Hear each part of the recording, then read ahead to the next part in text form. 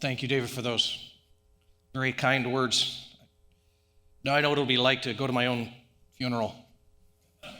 Thanks. I do wish you a very happy Labor Day, whatever labors you're allowed to have at this stage. I can't decide if I'm more busy or less busy than usual. I feel more busy because we have 4 children right now in 3 different educational models. We have virtual, we have remote, we have hybrid. This time last fall, I'd never heard of any of those. But then again, I'm less busy because I'm not running kids around to volleyball games or anything. They're all at home with me all the time. So it's a mixed bag, labors. I actually do wonder at times about the value of the comparisons we make to prior days, the pre-COVID days, 2019, the good old days. Because honestly, I'm not sure the value of it. This is the present that we have. This is the present in which we live. These are the choices, these are the loves and hates, these are the labors that we have now in the present. Why look elsewhere? I've often wondered if a bit more resilience, a little bit of stoicism is probably more useful than all the 2020 Facebook memes put together. Brian told me this morning I could do whatever I wanted. Famous last words. Because you're between series, right? You just ended a series last week, and next week it's, you're starting something new, as David was talking about. So he gave me permission to do whatever I wanted. So I figure I'm going to take him up on it, and I'm going to tackle a question this morning that has come my way so many times in 2020 that I've actually lost count. And I've actually kind of stopped caring a little bit just because it comes so frequently. And it's the question of the end times. Eschatology, the study of last things, the final things. Is the day of the Lord upon us? Is the chaos around us a sign that the return of Christ is imminent? Like little children in the back of the minivan on vacation, like, are we there yet? Are we there yet? Are we there yet? God is saying, be quiet or I'm going to pull this van over. I mean, honestly, you do look around. It does look like the apocalypse out there, does it not? Yeah, pandemics, government conspiracies, flood, riot, earthquakes, forest fire, murder hornets, presidential elections, all the fun stuff. One travesty after another, it seems. Surely, if ever there was a ripe time for the Lord's return, seems like now, yes? Well, when most people are interested in what the Bible says about end times or last things, they're almost always talking about Revelation, the book of Revelation, the final book of the Bible, filled with all of its apocalyptic imagery and strangeness, and I have to confess, I know better than attempt that. I have some sanity left. Less often they're interested in the pastiche of observations that make up Paul and Peter and John's letters throughout, where they make comments about the day of the Lord. Some even less often they're interested in sort of the Old Testament prophets from whom Peter and Paul and John got their imagery. They talked constantly about the day of the Lord, the coming day, that day, in those days. Well, with only one shot this morning, guys, of course, this conversation could be long and heady. I'm going to go straight to the horse's mouth. I'm going to go for the words of Christ himself. For Christ frequently spoke about the days to follow after his earthly ministry was completed. And while he did sometimes speak directly, didactically, like a teacher to the subject, just as often, maybe even more often, it arrived in the form of a parable, in the form of a story. And so I've chosen to examine that today, a story from Matthew 25, the parable of the wise and foolish bridesmaids, from which I'm going to offer to you what I consider to be the single most important thing there is to know about eschatology. And I'll shock you with this. It's not about where you draw your arrows and the chart about who goes where when. Something else that's far more important that Jesus is going to put his finger on today for us. But the first thing that we have to do before we climb inside any part of the Bible, any story or anything, is set the context up, because you got to know the setting around it. That makes a difference. So the first thing you have to know about this parable is that it takes place, Jesus offers it in the final week of his life. In Matthew's account of these events, it happens after the triumphal entry back in Matthew 21, right? The triumphal entry sort of marks Jesus coming through on the back of a donkey and the palm branches and all that, marking the beginning. 7 some odd days later, he will go to the cross. So we're in the final moments of Jesus' life, mere days from it. And we're told in Matthew 24 that as he sits on the Mount of Olives, the disciples come to him privately saying, "Tell us, when will these things be? What will be the sign of your coming at the end of the age?" So this is a private look. This is a Zoom between Jesus and his disciples, just for them. They ask the question, he's going to give it to them. And Jesus gives, in response to it, one of his most expansive sections of teaching anywhere in the Gospels, extending the better part of 2 whole chapters. And he gives it to his disciples. And his answer is just what you would expect. It's ominous. Perilous times, abominations, false prophets, wars and rumors of wars. The sun darkened like unto the days of Noah. 2 men walking up a hill, one taken, one remaining. It's apocalyptic imagery of the very end of the world. And then right in the middle of that teaching, he offers actually 2 parables to illustrate his point. Now, as you might guess, these 2 parables are not the most popular ones in the biblical canon. This is not the prodigal son. This is not the Good Samaritan. They're more ominous. In fact, the one we're going to camp on today has been left out of several significant studies on the parables, and discussion on it is very uneven and not very good quality. But as I mentioned, the one we're going to really camp on today is a part of a set of 2 parables.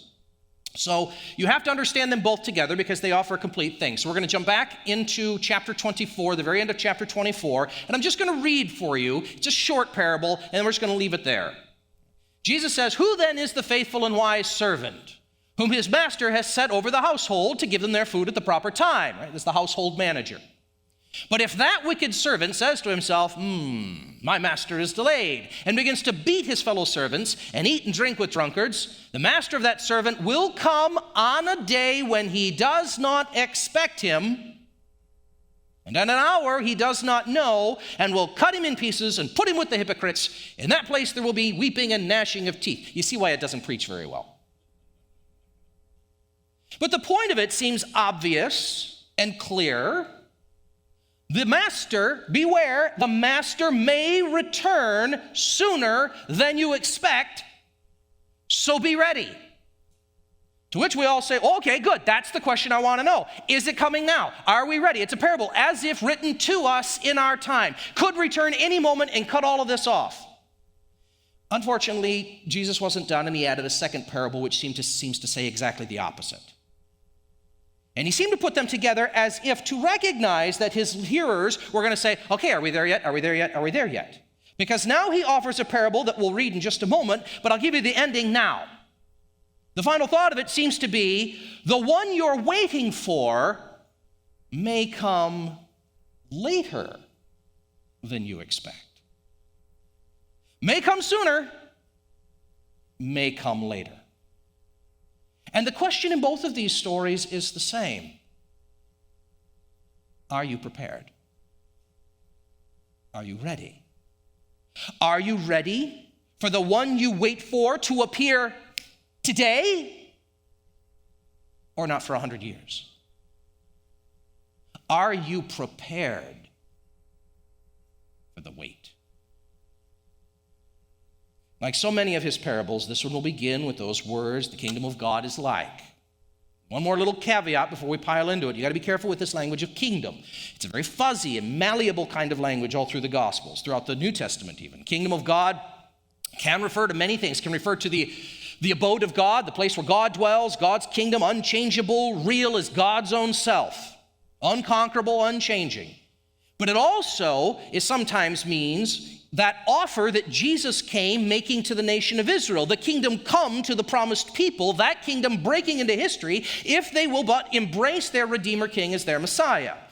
Well, they didn't. They put him on a cross. And so the kingdom also can refer to the work of the Spirit now in our midst, that our very life together is or ought to be an expression of that kingdom, a kingdom of the heart. Manifested now here in the world, but yet still a foretaste, a sort of foreshadow of something greater that's coming. Like you get to play a part in something bigger that's coming now. And there, of course, you get the fourth referent, the kingdom as referent of something that is yet still coming. And that's, of course, what people are interested in when they want to talk about the last things, the end times. What is yet to come? Well, this is a parable made for you. Jesus says, Matthew 25, he opens up the parable. The kingdom of heaven will be like 10 virgins who took their lamps and went out to meet the bridegroom. Now, just so you know, you can insert here safely for 10 virgins, bridesmaids or maidens, whichever causes your children to ask the least awkward questions. But you'll notice even at the beginning, the opening of it has a slight change to it. It's not the kingdom of heaven or the kingdom of God is. It's the kingdom of heaven or kingdom of God will be like. It's a future passive. It's clearly giving us a picture of some future thing. It's got a future reference, something yet coming. Just like the parable that preceded it about the servant who beats his fellow servants. So, well, what is this kingdom going to be like someday? It's going to be like these 10 bridesmaids who go out. So we're talking about a wedding. Yay, everyone loves a wedding. But this is not a wedding that you're going to recognize because it's a first century wedding. And the bride, and of course the bridesmaids then as well, is likely to be 12, 13 years old. Very likely. So you must not here in your imagination think about that 20-something from The Bachelorette. This parable is about, references what we would most likely consider children. That may explain a bit of it. In fact, the groom himself would have been unlikely to have been older than 18 to 20 years of age in these arranged marriage times. But I have to tell you, beyond that, we've got great difficulty because we actually don't know much about first century Jewish weddings. Archaeologically, we just don't know much about the fact. Much of what is said is actually drawn from a text like this. Well, you can't draw it from this text and then turn around and say, see, that's what they're like. That's kind of a circular kind of thing. Much of what is said is therefore kind of suspect. Practices change rapidly for weddings, and there's no guarantee that weddings were celebrated the same. I mean, think about our own culture, right? Weddings are very, very different, and they change from generation to generation in their practices. In fact, we were driving in the car somewhere several months back in the pre-COVID days. We were driving along somewhere, and I was recounting to my kids some memory, I don't even remember what it was, of some wedding I'd been part of or in or attended when I was a child. And one of them sort of like leaned forward right in the middle, cut me off and said, You threw rice? Why would you throw rice? Completely lost. And I had to confess, I actually didn't know. That's just what you did. There it is, right? I mean, it's better than stones. One generation is enough to breed mystery around wedding practices, much less now 2,000 years. In the end, however, we have to conclude that the disciples would have known what Jesus was talking about, and that's what's important. That's why he doesn't explain further. But what we can reasonably infer from source material of the period is that the bride, this very young bride, would spend her engagement time living in her father's house, as you might expect, until it was time for the wedding. And then the wedding would consist of the groom making this procession through town to come to the bride's home, to receive her, take her back to his home for, how should we say this? For the consummation of the marriage. Right? And then there would be this large party that would last for several days and things like that. It's a little fuzzy. Sometimes this large banquet party would be the result of the groom coming to the bride's home, and then they'd have a party before he would take her away. Sometimes it appears to be the opposite, that he would come, receive the bride, and take her back to his home for the big party. Maybe both happened.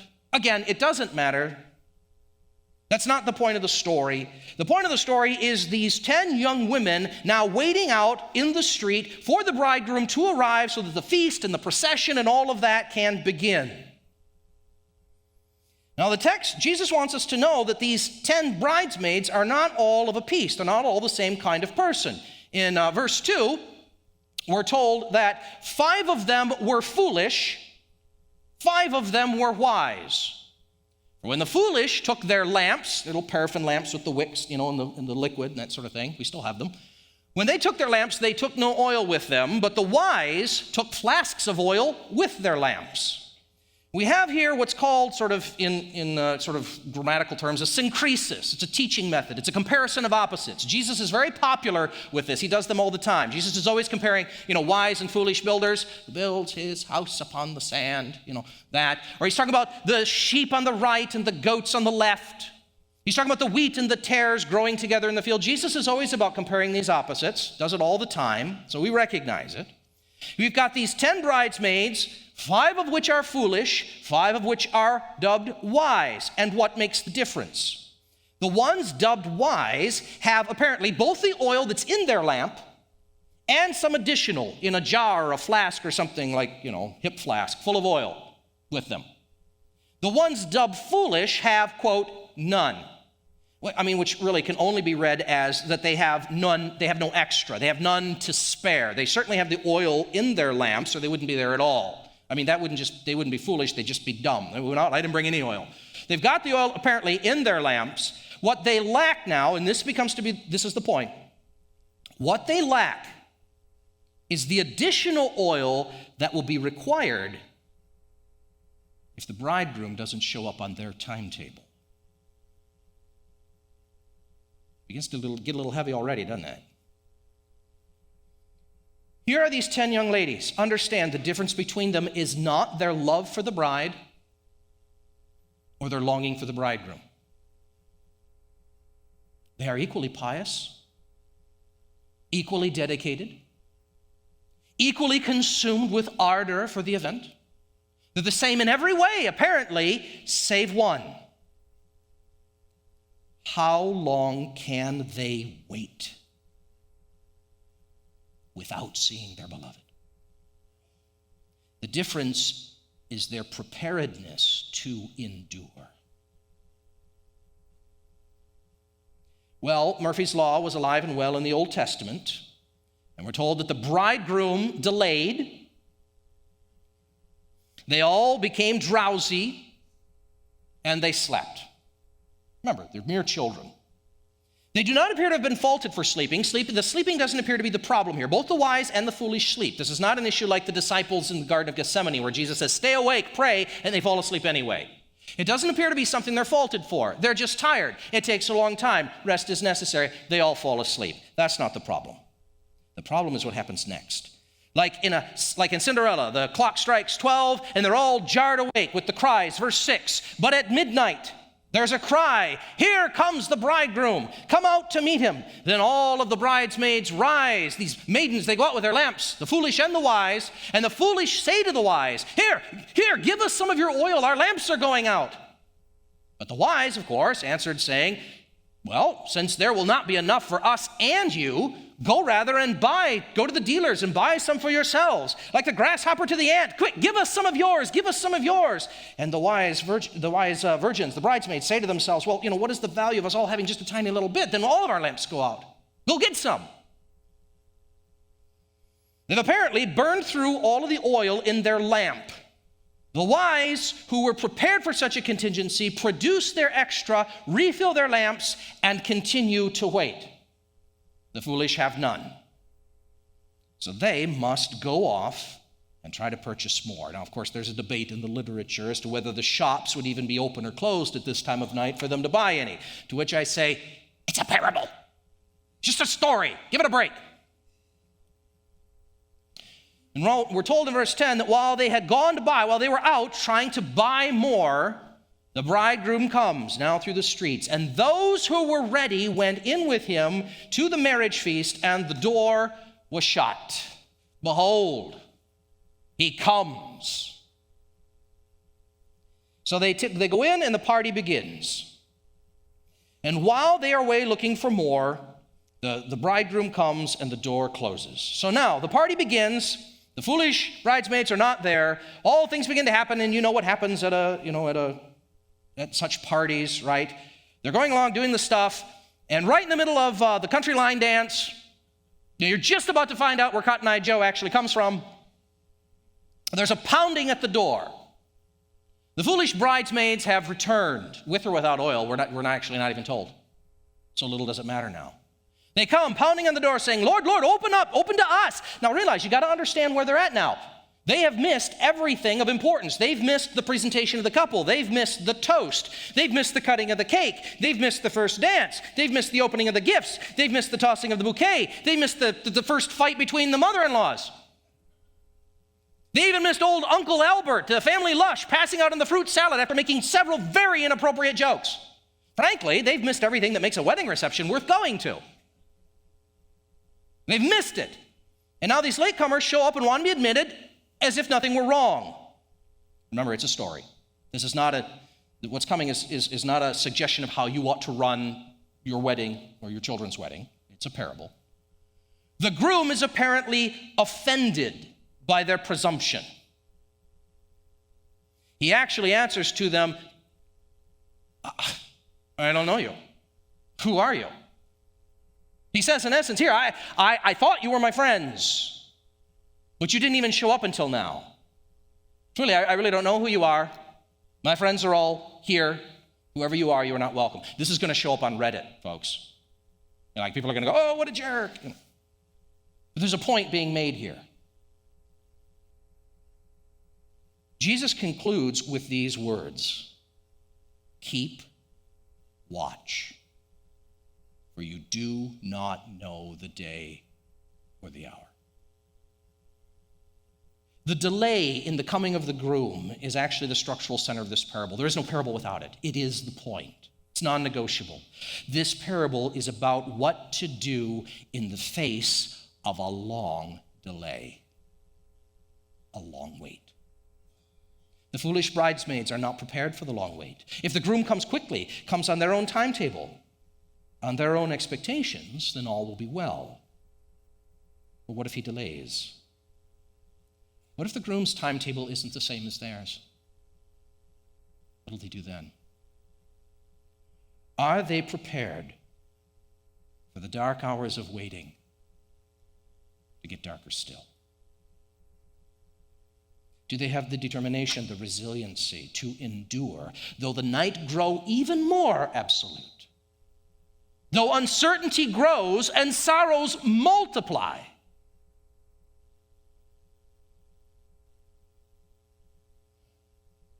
Is this the end? Are we there yet? Should we be casting our eyes to the heavens with sudden expectation?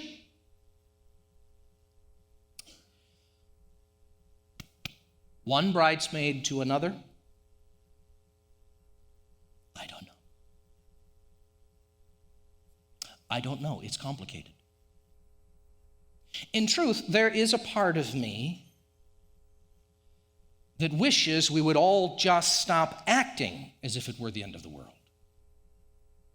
As if 2020 were somehow a uniquely terrible year by historical standards. Truthfully, it really isn't. If you think we are the first generation to face mysterious ailments, inconvenient loss of personal liberty, challenges to our affluence and prosperity, racial unrest, or limitations on our modes of worship or commerce, forgive my bluntness, but you just don't know any history. Now, I want to pause having said that, because I do not wish for one moment to minimize the real, genuine, and terrible losses of so many people in this season. Losses of health, losses of livelihood, losses of community, of loved ones, of liberties, of a sense of security, for some even a loss of hope. These are real, and I'm not pushing them aside at all. What I'm saying is, if the return of Christ is supposed to coincide, if it's time to coincide with the worst moment of history, we're nowhere near it yet, friends. 2020 has been calamitous for us, to be sure. Yes, it has. But if you know anything about human history, calamity is the norm. It's actually this this long period, which has lasted my whole lifetime, really, of relative peace and prosperity that we've sort of experienced here in America, that's actually the exception, not the rule. My great-grandmother, dear Grandma Ketty, who I loved dearly, was born 120 years ago this year, a mere 120 years ago, born in the year 1900. And in the year she was born into a world without air conditioning, telephones, refrigerated food, or Velcro. Christmas for her consisted of an orange. They didn't even have Novocaine yet. You think you hate going to the dentist. Yes, my friends, this all may be a precursor to the day of the Lord. Perhaps, yes, maybe. Could be today, could be tomorrow. But it won't be because the human plight has suddenly gotten incalculably worse. Oh, we suffer, yes, and our sufferings are real, genuine, true. But honestly, our sufferings are of no more exquisite quality than our grandsires. And in fact, that's really the key in my mind. That's the key to this whole story. It's the key to make sense out of the whole thing. We look forward to the day of the Lord, to the coming of the bridegroom, not because our sufferings are somehow unique in history, but precisely because they're not. Because they are common. Because we're all in it together. Those alive now and those alive before. History's been hard on everybody, folks. Nations have always raged. People have always plotted in vain. It's the fallen human condition. So think of it this way. I want to take 2020 now. I want to take the whole COVID thing and I want to flip it on its head for you. I want you to never think about it the same. I want you to think about it differently from this day forward in light of this story. Our sufferings, our very real and genuine sufferings through this time, represent our opportunity to join the rest of the human race, both around the world and in history, in the acknowledgement that the world such as we meet it in its brokenness cannot continue in this vein forever. God will not allow it. Christ has so promised. Now, whether we see the heavens opened in our own lifetime is not the point. The point of the promise of the return is not so that we can compare our sufferings to our forebearers, conclude that it can't possibly get any worse, and then dictate the timeline of heaven. Our griefs, our troubles, the unique troubles that our generation actually endures, which are real and heavy, as diverse as they are meant to do the same work in us that previous generations' troubles were supposed to do in them. No more, no less. What is that work? I'll tell you, it's the most important thing about eschatology. It's the most important thing about thinking about the end times or the last days. It's the most important lesson you can learn, and is this. These times have come to teach us how to wait. To unsettle us in our callousness.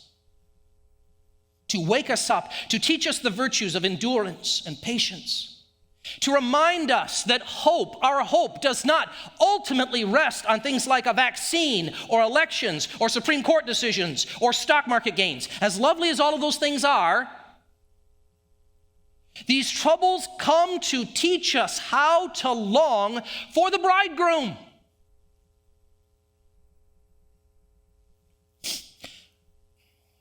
When I was a teenager, here's the obligatory closing story. Just so you know, I'm following the form. When I was a teenager, our church youth group made several one-week mission trips up into the exotic locale of Wisconsin, so that we could volunteer at a little place, I think it's still around, a little home for disabled folks called Shepherd's Home. They had it was a Christian home where residents, it wasn't so much physical disability, but it was usually, about 70% of their population had Down syndrome of their residents, other sorts of mental, emotional sorts of struggles. Often they would be adult children of, say, missionaries overseas who could no longer care for them and needed a place for them to be. So they had several hundred of such residents, and we would go and cook meals and participate and teach them, how to tie their shoes every morning. Many of you who work with populations with those kinds of challenges know it's not easy. But they are dear, sweet, and wonderful people. They hang on to the beauties of their childhood longer than most of us can. And then they hand it back to us. But in those days of we heard the lore and the legend of Shepherd's Home. And they have the story, I presume it's real and not apocryphal, but it's a story of a young woman, a Downs lady, young 50-year-old Downs lady, who would jump out of her bed every morning, rush to her window, and push up the sash, pull the curtains apart to see if there were clouds in the sky. And if the sky was cloudy, she would get all excited and run around, and her whole day was made. To which I always thought, man, she'd just live in Michigan. She'd be in a state of perpetual euphoria. But no, it wasn't that she loved clouds. In that sweet, childlike mind, she just knew her Bible. How is Jesus supposed to come back? On the clouds. So if there's clouds in the sky, today could be the day. And that meant something to her. What did it mean to her? Now, I agree with all the things we do to help people who have, differently abled people with different struggles and capacities to help them survive and thrive in the world, and all the ways that we help them we should, and that's right. But sometimes we may do them a bit of a disservice if we don't also acknowledge something they know very well. I'm thinking, again, of many of these Downs folks, many of them who know very well that they labor and struggle with a kind of bondage that they see others don't have. And this lovely lady understood something about her pain, her suffering. She understood what the return of Christ actually meant to it. A striking off of the shackles. Life, like she's never been able to enjoy it. Do you understand the point? Her sufferings, her labors, her burdens that she could not escape on her own had taught her something. They had taught her what it means to long for the bridegroom. Had taught her how to prepare her heart to live both with the expectation that it could be today and may not. Her lamp was full. Her sufferings had given her a reserve. She was prepared for darker days or for the glorious beginning. I'd like to invite you as you continue your journey through 2020, and the good Lord only knows what's coming for us in October. Let your pains do the same for you. And remember, you are not alone. Cling to your brothers and your sisters here and love one another. And above all else, don't forget that you wait in good company. There is one who waits with you. Your brother in heaven, sitting at the right hand of his Father, is waiting. Waiting for the day when his Father will raise the divine hand and say, now. Oh, he waits with deep longing for his bride. And then that day when his Father raises his hand and says it is time, my friends, nothing is going to stop him. Not kings, not kingdoms, not pandemics, not elections, not the Supreme Court or the stock market. He will come on the clouds, and knees will bow. So be faithful, O church. Be faithful, O Christian, to wait patiently and with longing for the words of the bridegroom. Arise. Arise, my love. Come away with me and enter into joy. Will you stand with me? I would like to give you a blessing before we sing. It's the blessing of St. Columba that he offered upon his people, and I offer it to you now in the period of your waiting. See that you be at peace among yourselves, my children, and love one another. Follow the example of good men and women of old, and God will comfort you and help you, both in this world and in the world that is to come.